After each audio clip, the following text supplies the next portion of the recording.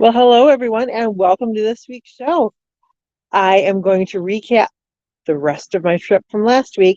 So last week I left you on Tuesday, which was, let's see, I believe we had gotten up to the dinosaur park, which was really, really cool. Now on Wednesday, we decided to go try our hand at gem mining. So we went to the Emerald Howl um, mine there in Hiddenite, North Carolina, and they had three ways for you to get gems. You could either go dig in their actual mining area.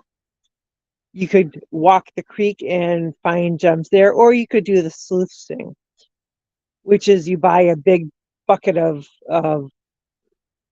dirt. Well, this was more like red clay, and you scoop it into a um, uh, sifting pan. Think pasta strainer, but wood and metal. And you swish it back and forth in the water until you find the gemstones that are in there. So it was a hot day that day. I'm gonna say in the 90s. So we had the car parked in the shade. The dogs had their cooling towels in the crate with their fans on them. So they were chill. They were perfectly fine and quite happy. Now, I was going to attempt all three, but with the temperatures that high and having done so many stairs, both at the Scott County Jail, at the um, Bristol Caverns, and the dinosaur park really didn't have any stairs, but some steep hills that required a lot of navigation. So my legs were not going to do that. Plus, I was the one driving everywhere. So we kind of just sat and scooped through the buckets of material and, found some good stuff. I ended up coming away with, let's see,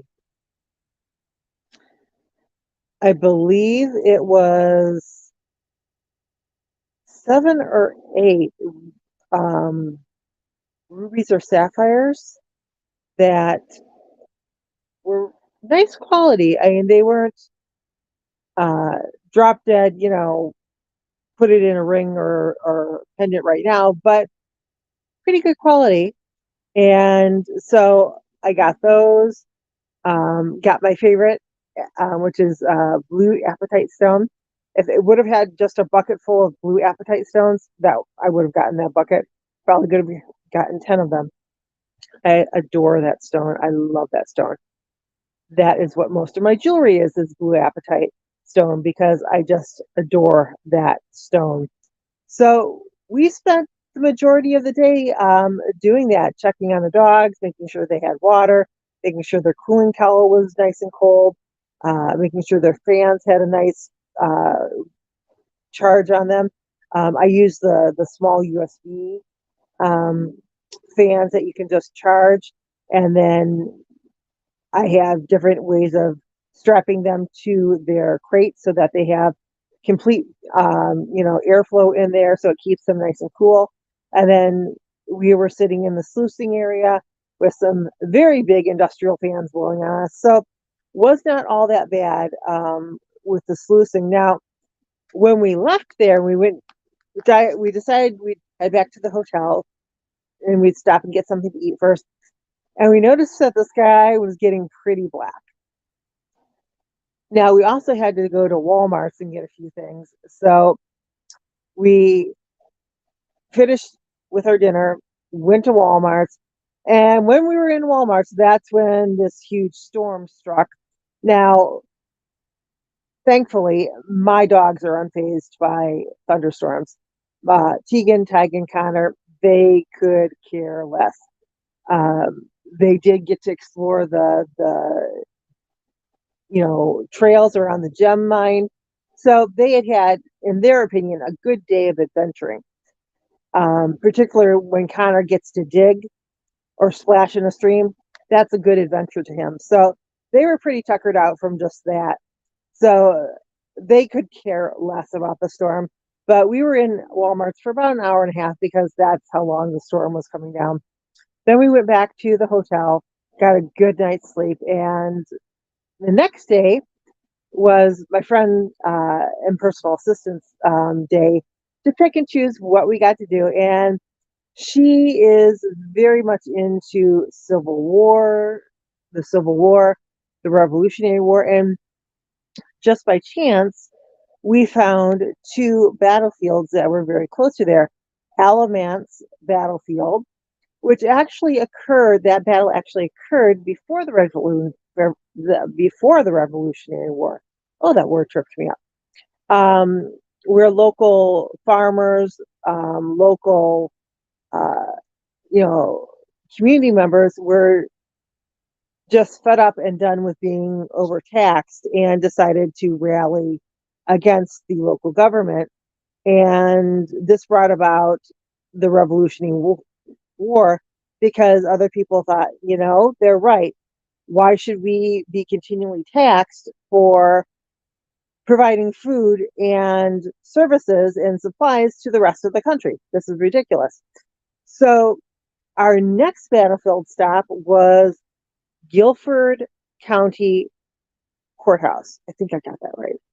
Or Guilford Courthouse, which was a very large battlefield. Interesting enough, it was all wooded. So the welcome center that it actually sits in has a small museum, a theater, and a gift shop. Theater shows a reenactment of the Civil War or the Revolutionary War as it pertained to the Guilford Courthouse. So we watched that and then went through the small museum and gift shop. And then from there, we drove the course around the battlefield, which had different monuments in different areas. Problem was, most of the monuments were in the middle of the woods and you couldn't access them from the roadway. You had to do the walking path. So I kicked my friend out of the car and said, here's the camera, go get pictures. I will meet you over by site 7, I believe that was. And then so she walked the woods, took all the pictures, and then we got up to the last monument and she took all the pictures there. And then from there we headed to my next stop, which was Aurora, North Carolina, which is a very tiny town. Not much bigger than a postage stamp. They have a mom and dad restaurant there. They have a gas station. They have a Dollar General. Most small, tiny towns have a Dollar General. It seems to be the new big box store for rural communities.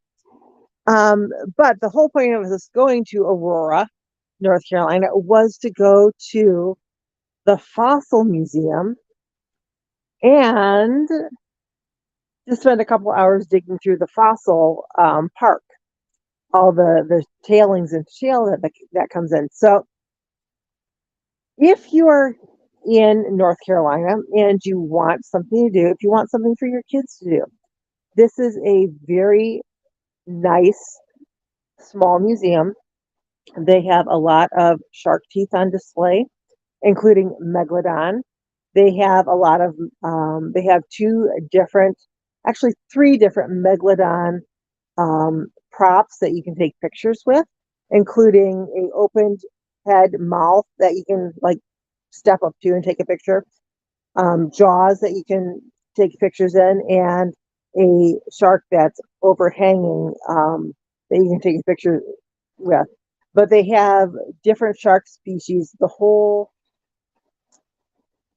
alignment of teeth from the upper and lower jaws both modern and ancient, which is phenomenal. And their Megalodon tooth collection is outstanding. They also have a huge gift shop, which I highly recommend, because in the gift shop is where you can find sifting trays and stuff like that to help you in the fossil park across the street. Now they have one that's shaded and two that are in full sun. We picked the shaded one, and the dogs got to sit there in the park with us. There's You can sit either on the mounds, you can sit on the retaining wall, and you just scoop a couple of nice big soup bowl, spoonfuls of this tailings from the phosphate mine into your sifting screen, and then you just very carefully go through it. And I found about 25 very tiny, like like so tiny, like smaller than like a grain of rice, shark teeth, baby shark teeth, and ray plates from stingrays. Lots of shells of different types. But I was so thrilled to find that many shark teeth. I probably, all in all of them combined, probably got about 25 baby shark teeth. And so if you have children who are into sharks, find sharks fascinating, this is a great place to stop. And best part of all, it's free. The museum's free. The fossil park is free. They do take donations, which is, $1, $10, whatever you want to put in the box. There's various boxes in the museum that you can donate to. I spent just under $100 in the gift shop, so felt like I made my deposit. But that was something I really wanted to do, so I made sure I had money to shop the gift shop accordingly. And then from there, it was a 7-hour drive up to the destination that we were actually there for the whole weekend, the Mothman Festival, which was huge. We got there Friday around midday, had breakfast, had lunch, and